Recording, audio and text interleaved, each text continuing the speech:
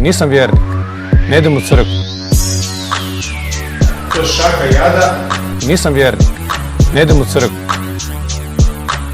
Drage Hrvatice i Hrvati, Prikupili smo jako puno potpisa. Zašto lažu nam ulice?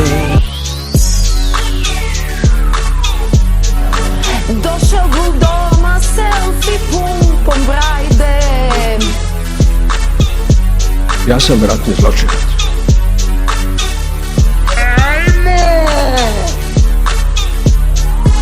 Drugarice i drugovi partizani, i siguran sam da će nakon ovih izbora mapa Hrvatske izgledati bitno drugčije nego što je izgledala do jučer.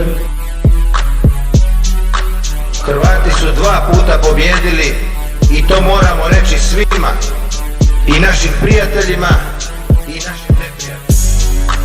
Hrvati su pobjedili i 1941. godine kad su 10. travnja proglasili Hrvatsku državu.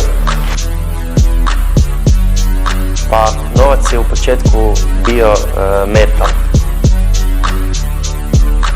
To je šaka jada, nažalost šaka jada koja već 150 godina ne zna bi li išli u Makedoniju, Vojvodinu, Bosnu, Hrvatsku, Bugarsku, nema ih 10 miliona i jedno se želi biti gospodari ovog Balkana. Drage Hrvatice i Hrvati, Prikupili smo jako puno potpisa. Nisam vjernik, ne idem u crkvu.